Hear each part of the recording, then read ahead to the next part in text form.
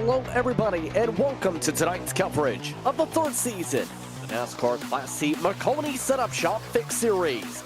This evening, we're excited to be bringing you top one action for the weekly Strength of Field race for the virtual Rockingham Speedway in Rockingham, North Carolina. Maconi Entertainment is here to bring you action for all types of racing, including the weekly Fast Friday series. No matter what you are racing, we can bring the action to life. My name's Justin Prince. Alongside the move tonight once more is Brendan Lester, with TJ Lyon working the controls as our producer as we get set to go racing from the Rock. Braden, Rockingham is a track that's currently in the midst of an attempt to have a resurgence, in the midst of a comeback attempt. It's a track you're familiar with the real world, and fantastic on iRacing. What do we expect tonight? That is going to be one of the most unique tracks to see on your screen there. It's kind of shaped like your classic cookie cutter, but it's not. It's only about a mile in length, not a mile and a half like your traditional intermediate track. Your corners are 22 and 25 degrees banking, and the straightaway is about 5 degrees. So very old surface too. This asphalt on the scan is over 30 years old. Very bumpy, very rough, and going to destroy these trucks and their tires. So it's going to be about tire saving at night and who can keep a calm head. And in turn, as we get set for tonight's action, we get ready for the run up to the middle of the season. Rockingham wants one of the final races before we get ready for the falling of the real world schedule in late February. But for many of the drivers, you're talking about needing to survive short tracks for the next few weeks, especially the Rock, Myrtle Beach, and the Coliseum. Amongst those that are doing well in that effort, Colin Bowden, Jack Mace amongst the top drivers at the point, 7 points the difference. You also throw in Ryan Zimmer, who's up within 9 points of the lead. J-Bo's making a resurgence this season with the chance for the championship. Colin Keister, Matt Cucker are both tied for fifth in the point standings entering tonight. Ryan Andrew, Peyton Howell, Julian Valentes, and Dakota Lawn amongst the top 10 in this point standings coming into this week's time slots. And so far, it's been interesting when it comes to the S.O.F races. A lot of those names have been fairly frequent here. Yeah, the points battle, like I just mentioned, is really heating up. I mean, this is one of the tighter points battles for 5 weeks into the season that we've seen the past couple seasons here in the Maconi C-Fix Setup Shop Truck Series. So, going to be really interesting to see how that plays out. And like I said, survival is going to be key. I mean, we're going to Willow Springs next week. That is a track that I don't think many of these guys even own, let alone have experience on. For many drivers, Willow Springs will be a twist back into time. For many years, it's been a prominent spot for filming, but also in racing lore for the 1950s and 60s. But racing lore is built up when it comes to the Rock as well. And tonight, the once known North Carolina Motor Speedway gets ready to see drivers zip around the track. 22 entrants, the S.O.F 4,105. Let's take a look at how the drivers start tonight. Go row by row and grid by grid. Wesley Parker, Dakota Lawn in row 1. Thomas Reed, Jonathan Tuckness in the second row. The difference between first and fourth was about a couple 100s. Jack Mason, Jeffrey Maconi pulling out a sixth-place qualifying run. Behind him, Joey Misevich. Then it's Ricky Howell Jr., Jonathan Evans, and Tyler Merritt inside the top 10, Braden. Kyle Hardy and Lucas Strayer 11th and 12th, and you're going to have Daniel Monek and Ronnie joining right behind him in row 7. Then you're going to have Matthew Wood, Tristan Bruce, a common competitor in the C-Fix series, in 15th and 16th. Stephen Daniel and Mac Steinminer rounding out your drivers that took a time, and your 4 drivers that did not take a time. You see them on their screen there: Chance Manning, Jacob Reeves, Andrew DeYoung, and Dylan Thoreau. So it's kind of a bit of a gamble not taking time at a track like this. You only have 40 laps. These are going to go by very quick, only about 25-ish second laps on the old tires. So I don't think not qualifying was a move for some of these guys. Yeah, let's take a look more at that Maconi Setup Shop race analysis. To keep in mind, 2 laps to qualify, 40 laps up on the board. So you're talking about a racetrack where we're running 23-second lap times up to 25 once the tires wear in. You're talking about a race, if it goes green, you're done in 20 minutes. That's, as you said, an interesting call. There are only 2 tire sets in the pits as well tonight. I mean, we're definitely gonna go through them. We've had not a whole lot of cautions, it seemed, in the C6 series this season. It's been hit or miss. We might go the whole race without having one. Last week, Kentucky was few and far between, and Michigan was about every 3.5 laps. So, with a shorter track, the tighter race they're gonna have here. I mean, you can run the bottom, you can run the top. It's a very unique multi-groove track, one of the better multi-groove tracks on the service here. It's gonna be interesting to see how these drivers save their tires and make things count. So internally get set for tonight. Your quick keys to a racetrack you and your Arkham and Art Series team owner are familiar with over the years. Yeah, Andy Hillenberg, I ran quite a few races for him last year. He actually owned this track for 5, 6, 7 years and did a lot of filming. Days of Thunder was filmed here, not under his ownership, but Against All Odds was filmed here. But a lot of movies and commercials were filmed at this track. So pretty historical track as we get ready to go green and hopefully not tear too many trucks up. Glad to have you with us. 40 laps for S.O.F night for the Maconi Setup Shop C6 Series.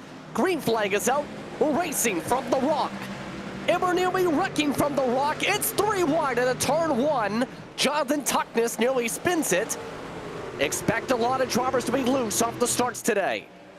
Now, not a whole lot of grip. Like I mentioned, 30-plus years on this asphalt, your tires are going to be screaming the entire run. Maconi, though, kind of keeping it steady there on the bottom. He's got some company around him. He's going to get spun. Ricky Howell Jr. goes underneath Jeffrey Maconi and floors it through. And we're under caution already with a big one in turn 4. It's lap 1.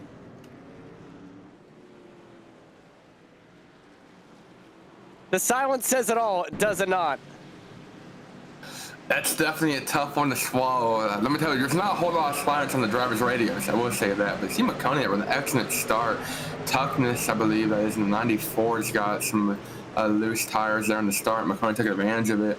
Slide it in front of Ricky Howell coming off of turn 2. I mean, there's not a whole lot of room. That's Jack Mason in front of him. Little bump going into 3, and Ricky Howell just kind of sends it in the middle of the corner. Yeah. What's that air? Oh, yeah. Tucky's got a ton, or Howell got a ton of air there. I don't think he's got much of a truck left of anything. Maconi, he's not going to be the truck he once was, but he might not be too bad. So in turn, we're already under caution, and several drivers elected to come in to get damage repairs. Ricky Howell Jr. already with a meatball flag as a result of that. And there's a lot of discussion over the radio involving the contact, but to turn away from the early trouble here and to take away from the Grinch now being out of the race, talking about this circuit in terms of the history, you're talking about some of the greatest drivers of all time having history here. You're talking about the Cale Yarboroughs, the Curtis Turners, the Richard Pettys, the Jarretts, the Johnsons of the world. I mean, this is kind of like Daytona. I mean, this track was very prevalent back in the day. It ran cup races from, I believe, the 60s all the way up to the early 2000s. I mean, this is one of the most common stops and definitely a fan favorite. And fans hated to see it go. I feel like it's going to hopefully have a North Wilkesboro-style resurgence here in the next couple of years. We're going to get some stock cars back on here. That's the plan I've heard. Maybe Cars Tour in the next couple of years, street stock, something. They've done some drag racing around here. They've done a lot of drifting, and they race out what they call the Little Rock, which is a half-mile oval on the backstretch, I do believe. So, I mean, they haven't done a whole lot of actual stock car style racing here on the big mile track, but hopefully I think we can see it in the near future. As you can see, the temperatures of the racetrack surface 87 degrees, so it's somewhat slick for the Rock. Remember, this is pre-repave from, remember, in real life, they repaved the track in late 2022 after testing went awry for one of those Cars Tour dates. And remember, this is a track that since the last time iRacing scanned the circuit, is also a part of that $40 million in taxpayer funds that went to Charlotte Motor Speedway, North Wilkesboro, and of course, the Rock. So a lot of financing coming in for the future of this circuit. We get ready to race in the capture and snapshot of time for the Rock from the scan from the early 2010s.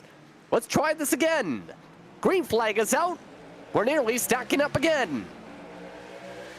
And that lack of grip is definitely prevalent on this old surface, and these drivers are really struggling. But I'm going to tell you who's taking advantage of that lack of grip. That's going to be your leader, Wesley Parker in the 22 truck. about 5-6 truck links already, if not more, going into turn 3. He's got Thomas Reed though in second right behind him, making up some room. And keep in mind, multiple lines can work if you can find momentum here, but the preference from what has been seen in the midst of testing, I should say, trying to get the double diamond down, because if you get a diamond run, you get a run off the corner. You go up high, you're crashing in the back just like that one. That's Jonathan Evans. We stay green. Not a great run. Evans, I believe, got some damage. Number 15 truck, you saw him in the inside tire barrier there. Got some damage on that last wreck, and he's going to go ahead and park it for the night. Daniel Moex is also just wrecked under green from 21st. He hit the pit wall. We stay green. So lots of smoke flying around. Tyler Merritt, amongst those getting through. Tuckness, for tonight's race, was asking drivers how to get around the rock.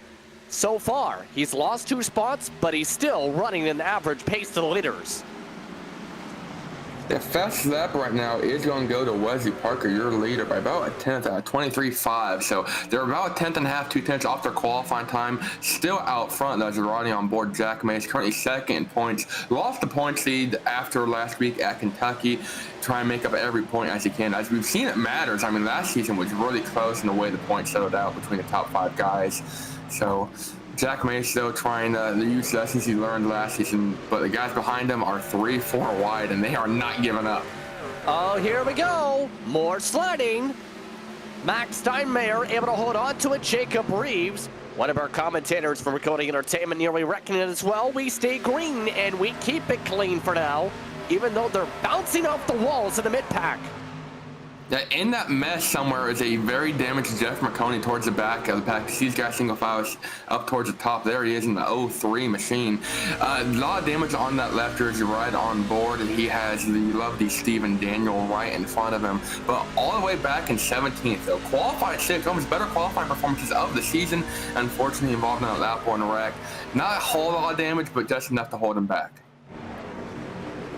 Still taking a look at the mid-pack. Amongst those doing well in the mid-pack, Joey Masevich. And now he's dodging 2 more, nearly spinning. That's Chase Manning, Tristan Bruce, who both looped it nearly. Tristan Bruce, one of the top drivers, in fact, the Division II champion from last season, able to hold on to the spot. In fact, he gained ground on the battle. Manning, not so much.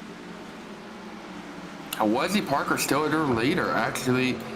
Coming up on lap traffic, he's got Daniel Muonex. We talked about him. He got some damage in that lap 1 wreck, hit the wall by himself earlier. Came down. He's already won that down, but Wesley Parker is right on his back bumper, and hopefully he doesn't hold him up too much because he's got Thomas Reed right behind him. And keep in mind, Thomas Reed is a very solid driver when it comes to the fixed races. We haven't seen him too much in this time slot, but normally when he runs, he's very consistent inside the top 5. He has run with some good organizations in the past. So far, his pace is just about identical to the race leader.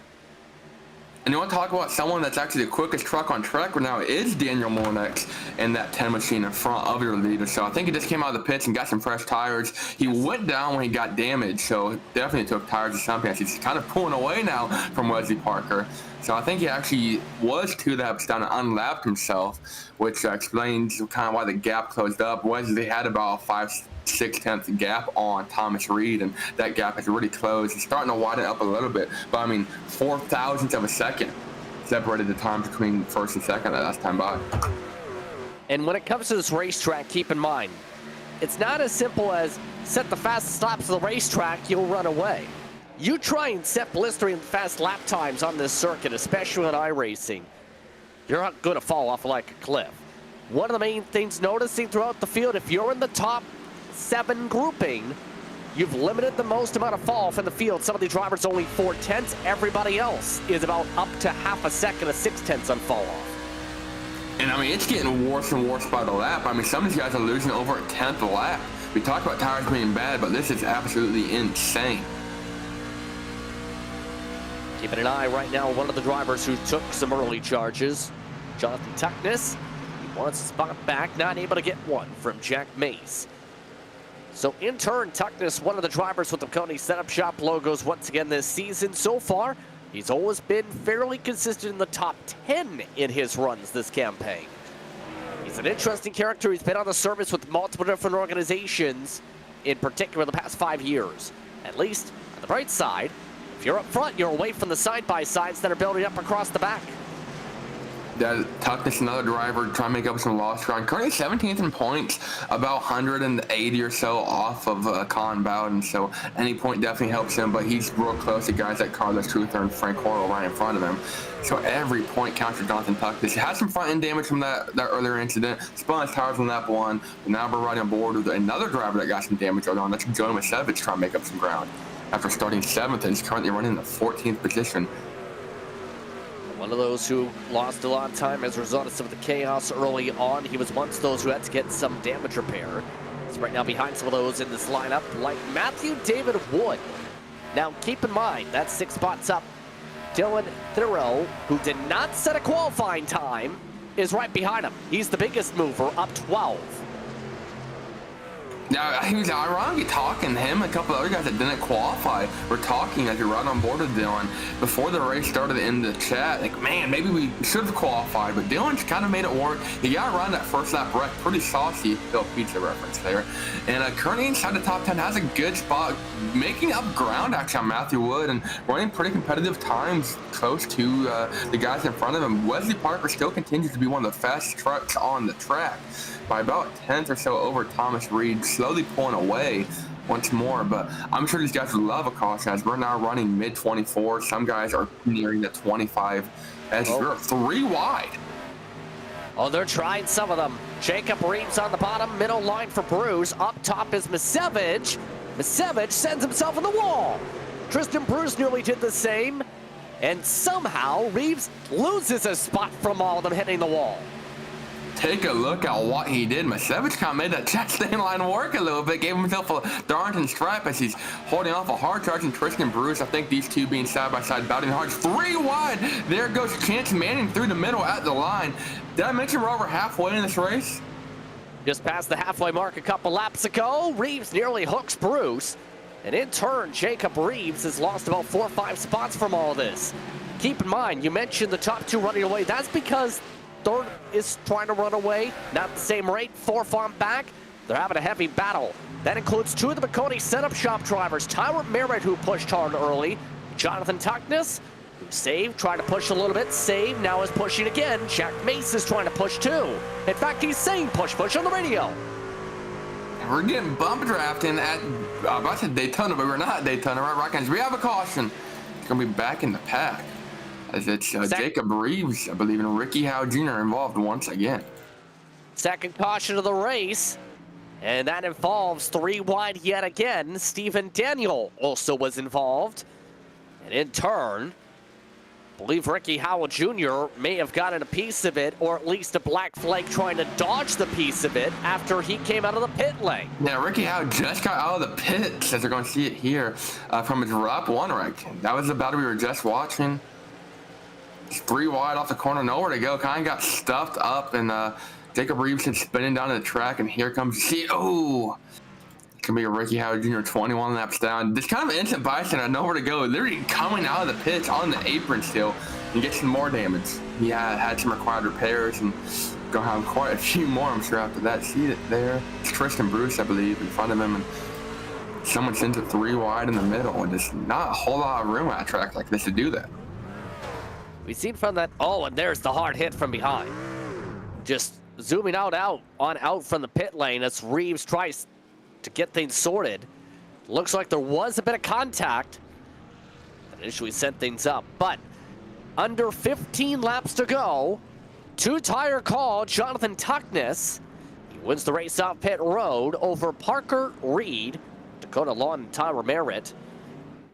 So we'll see if anyone's getting clipped for speeding here. There was some conversation possibly on how fast some of those drivers were entering the pit lane. 40 miles an hour is the pit speed around here. A bit of a quicker pit speed for a track like this. Most of the time it's about 35. We might there. They've just mentioned. Is that Tuckness? Yes, it is. So there goes that 2-tire call. You gotta love when you're trying to do something different and you pick up speeding while you do something different and take the lead. Jack's gonna come on down, and I'm not sure exactly if it's a hold or just, I believe it is, or a stop and go. No, it's an end of longest line penalty if it's under caution. The reason he's coming back in is, why would you stay on 2 tires? You're dead last at the Rock. True. So that's definitely gonna hurt him. We saw David make his way into the top 10 there. I'm sorry, Dylan make his way into the top 10 for starting dead last without taking qualifying time. But that was over the course of about 25 laps in a 6-car pileup. Now they're gonna have 10, 12 laps to go. Everyone's on the same tires, and I mean, it's going to absolutely be a challenge here. As I believe that's Jacob Reeves, not Reeves, that's Ricky Howell staying out. 20 laps down, so he's only just get one of his laps back. And actually going to pass Jonathan Evans on this lap, so Ricky Howell will not be finishing last tonight. That's a bright side with Evans having his issues under green. So Wesley Parker so far has led flag to flag. So far, the Mid-South region driver doing well. It's the number 3 truck in sim based on the iRacing organization. He usually is a main fixture when it comes to these fixed races. Usually has, I believe he's a part of those, a part of the Corgi grouping. He's got one on his back bumper, I believe. So I mean, it makes sense. Oh, there's the Corgi. I missed it the whole time. I still don't get I still don't get the choice on the Corgis. I mean, it's cute. I'll give it that. If I was behind him, I wouldn't want to pass him, and I just want to stare at the Corgi all day because it's so cute. I'd like to zip by the Corgis as soon as possible, but that's just me. That's also the key if you're Thomas Reed, who starts on the outside here for the restart. Wesley Parker in control here. Everybody up front on 4 tires as they look to try and battle it out to close. Bunch of your biggest movers to watch for. Chase Manning is up to 9th. Starting inside row 5. Restart zone, green flag is out. And everyone trying to jump onto the inside line. Best start goes to Parker as they go off to 1. So far, no chaos. Everyone kind of making it work. Tyler Merritt thought about going 3 wide between Jack Mason. There we go. Chase Manning inside wall. Caution flag is out. And what did we say about drivers getting loose on starts? That time he got some help from the 21 to finish the job. He got a little bit loose on his own, and I mean, you're just so tight coming off a restart like this. The entire field is within a second almost of each other, and at that point, it's hard to give up time if you're like, so stacked up. Okay, we're going to get a replay here. It's the Jeff Gordon car there, the truck, I'm sorry, the number 11, that's Chance Manning. Didn't qualify up inside the top 10, gets loose there on his own, and here comes Dylan Farrow, his friend that also didn't qualify to finish the job. Not a whole lot of damage. Little bumper love to the wall there on the left front. I don't think his day is done necessarily, but it's definitely not going to be getting started as we have a restart now. When we get 10 to go, when we get going here. Not much you can do at that point when you already have someone spinning right in front of you. In turn, with 10 to go, caution flag is out once again. At that point, you risk getting run over yourself, and that's a whole different problem. You know, I'd rather spin the guy out in front of me than get spun myself. Exactly. In turn, we're still under caution. Tonight's action brought to you by Maconi Setup Shop and Maconi Entertainment, the home for setups, paint schemes, coaching, broadcasting, event promotion, and more on the iRacing service. Subscriptions available as low as $8 a month. Once again, Maconi Setup Shop, the official setup shop of NASCAR and the official series sponsor, the NASCAR C-Fix Series. There is one note when it comes to Fast Fridays. There were some adjustments to that format recently. There is the sign-up open for the races at MaconiSetupShop.com/Fast Fridays. It now features monthly $250 money races to make things a little bit interesting there. I like money. Everybody likes money. You know what else I like more? What? Tires. And Chance Manning just came down, actually just got himself a brand new set. That was his final set, so might be trying something little risky for the biscuit here. I don't think it's gonna help him a whole lot. The entire field's pretty close. Reeves came down behind him, got some damage fixed, still pretty worn up. But Chance Manning at this point, NASCAR in the lead lap in 20th. He can't lose any spots, so why not try something a little bit different? Then again, new tires is what caused his demise at last time. So we'll see how he fares out. There is some logic to that, though, because in theory, you're talking about a driver who basically just spun it around. Your tires are shot at the rock if you slide them for a lap, let alone spin them. It definitely would make sense by that logic. We'll see if it helps him out at all. This is our third caution of the night. Wesley Parker has been the man to beat. Started up front. I think he's led practically every lap, if not every lap. And it's kind of interesting, though. He's got Dakota Longons outside and Thomas Reed behind him. So just about prepared to get back going here. Lights expect to go out this time. Parker still with the fastest lap so far to set the bar for the C-Fix Series this week. Race trim. But now to the outside for the restart, it is not Thomas Reed. It's Dakota Long. Now keep in mind, he is another main fixture when it comes to C-Fix. Dolis runs the C-Fix whenever he can, it seems. I will say, remember I think it was with you where we learned about the method of people saying hello by using their door under pace laps and then putting them in the wall because a certain YouTube content creator is promoting it? Turns out if you joke about that, you end up getting hello sent to you from the door. I love the door, let me tell you. I love using my door. I love sending people with my door. That sounds bad out of context. It does. We'll see if Dakota Long sorts his way up to the point. Wesley Parker starts on the inside line. Jack Mace up to the top four. Tyler Merritt got shuffled back to fifth. Jonathan Tuckness has an air black flag, by the way, from the previous caution from the pit stop sequence. Wesley Parker looks to run away. Is it side by side for second? 7 laps to go, and we're going to have one more caution. And it's at the very back of the field. It was offset 3 wide. Max Steinmeier, Lucas Strayer, and a couple others involved. And we're back under yellow. Jeffrey Maconi involved, and it's a bystander. Let me tell you, Maconi, I don't think it should start qualifying. I don't think it should qualify up front. This every time he qualifies up front, not great. They're going to see it happen right there. That's the blue car. That's Max Steinmeier. Kind of spins his tires. I don't know. Gets a little bit loose, and then he's got Lucas Strayer comes up onto him. It's kind of an offset staggered start. They both spun their tires at almost the same time and just kind of drifted high and drifted low. Lucas Lowe, the 19, definitely drifted up a little bit more than Matt came down, and Maconi was kind of there to finish the job. If Maconi wasn't there, I think it would have been okay, get it straight, but when we were trying to fight for every spot with less than 10 laps to go, that's kind of what happens. Oh, hard on the wall, Max Steinmeier goes. And then it gets even worse. He could have been a bit okay, and then he full throttle basically into the wall. So once again, under caution, a reminder that there's only one green-white checker normally in C-Fix competition. There's a chance this comes down to the 2-lap shootout here, whether naturally or whether with that one attempt here, Braden. So how do you try and get this done for this race win? Well, we saw it last week. We got a late race caution. We went ahead and used that one green-white checkered, and that completely changed the entire demographic of the race. I believe almost the entire top 10 changed than what it was before the caution. I mean, everyone I don't think is they're pretty much on the same strategy. Everyone has the same tires. You only ran 2-3 laps. Not even that since you got your fresh tires. So we're still trying to get heat in them, but time is ticked. I mean, we're going to go green here with only a handful of laps left, and the aggression level is going to be through the roof, and you almost expect another caution, so you won't make as many passes as you can, which then causes another caution.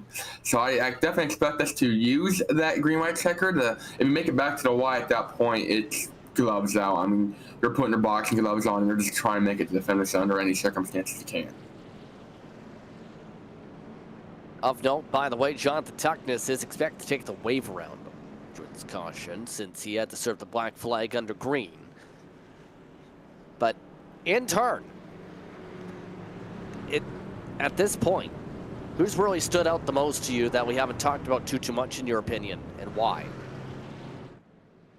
Andrew DeYoung is one that we talked about early in the race. He didn't qualify. He had a very quiet race. He has a very clean truck for the most part. He's in number 19. It's a beautiful truck. Currently looking outside the top 10. So he's currently in 12th spot, right behind Dylan Thero, another driver that didn't qualify. But Andrew DeYoung trying to sneak in the top 10 after not qualifying, and so far not a whole lot of damage. I mean, most of these guys have a little bit of a fender rub or a bumper, shoved a little too far in. But Andrew's had a very clean race so far tonight. Now, Travis jinxed him. He's about to get right hooked into the wall, and we'll have the worst wreck we've ever seen at Rockingham.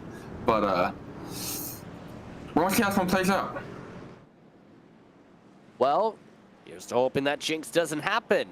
If you're that one driver, because the lights are out, it's a natural green-white checkered. I mean, if we get to the white flag, it is done. If we get a caution, we get one more restart in this one.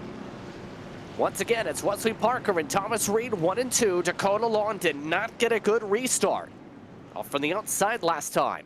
Jack Mates is in 4th still. Ronnie Joyner has gone from 14th to 5th. Tyler Merritt, Kyle Hardy, Matthew David Wood, your top 8.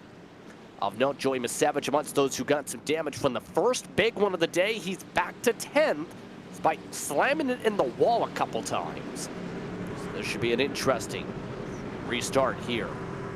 And to get that white flag, if you're second place, Thomas Reed or Dakota Long in 3rd, they're not getting a caution. Wesley Parker last time went on green. Does he do the same here?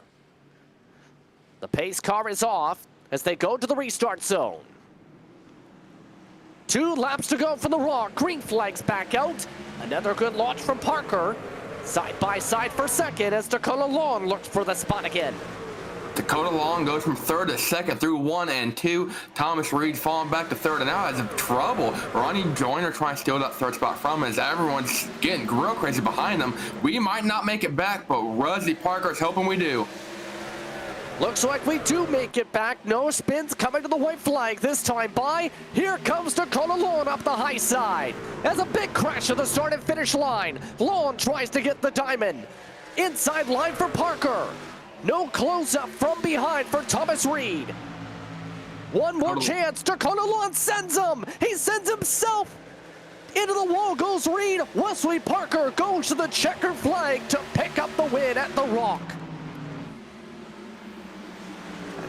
That was insane.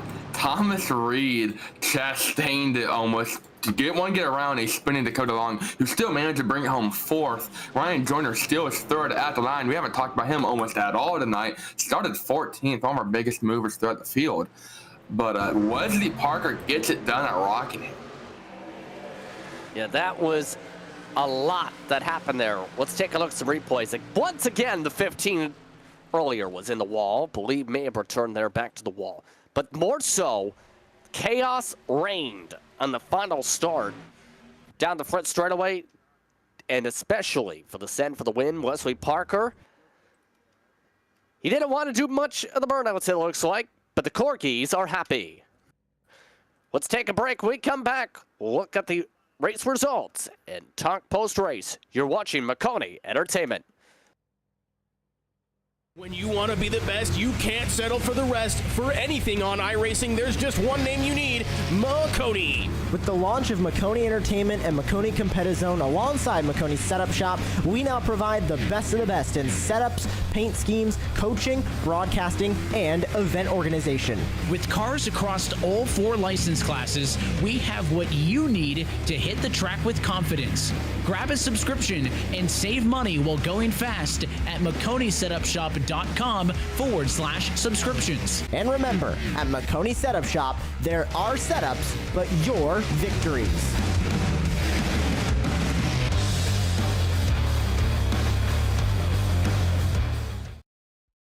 Racing isn't easy, but experiencing it is. iRacing puts you in the driver's seat with the industry's leading sim racing game. Drive on laser scan replicas of the greatest racing circuits from around the world. Go head-to-head against other drivers chosen by skill-based matchmaking to ensure competitive racing at every level. Compete across all your favorite series. In officially licensed cars, engineered to deliver the most accurate driving experience possible.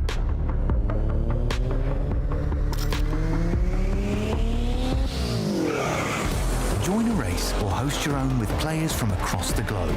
Race against the computer or in a league with friends. Feel the thrill behind the wheel. Visit iRacing.com.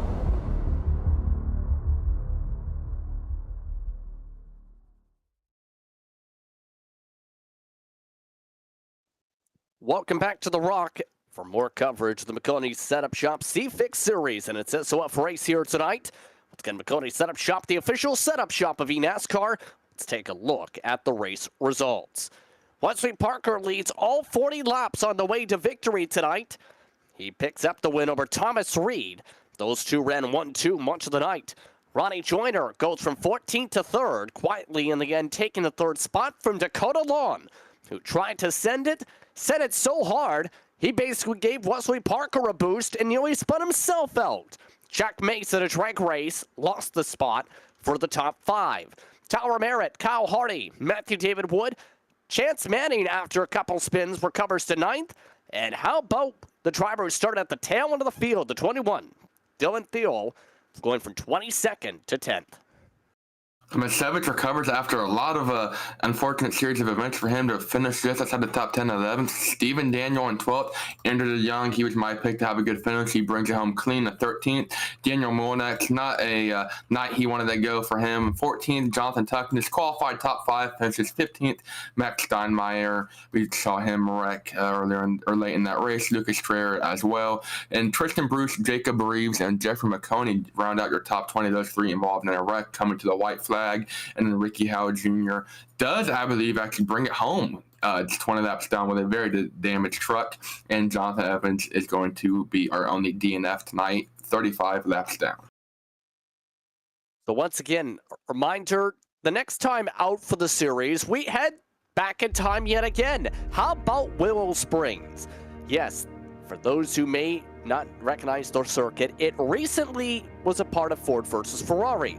But if you look at the true history of the circuit, you talk about The Rock in terms of racing in North Carolina, Willow Springs, you'd have to talk about that in California.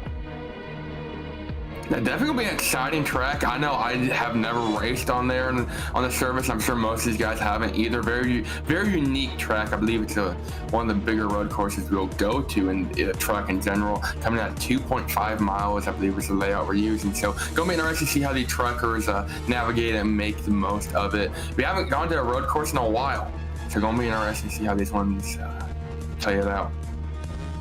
It'll be a fun one at 7:15 p.m. Eastern Time next week, January 15th. On that note, we thank you and thank our race sponsor, Maconi Setup Shop, as well as our broadcast partner, Maconi Competition, for calling the action and watching along with the action tonight. Myself, Justin Prince, alongside Braden Laster, booth with DJ Lyon producing. Thanks to our viewers for watching tonight's racing action, and we hope you stay tuned to all of our social media pages for our next race. Thanks to the entire staff for their work in bringing this racing to you. This has been a production of Maconi Entertainment. We'll see you next time from Willow Springs.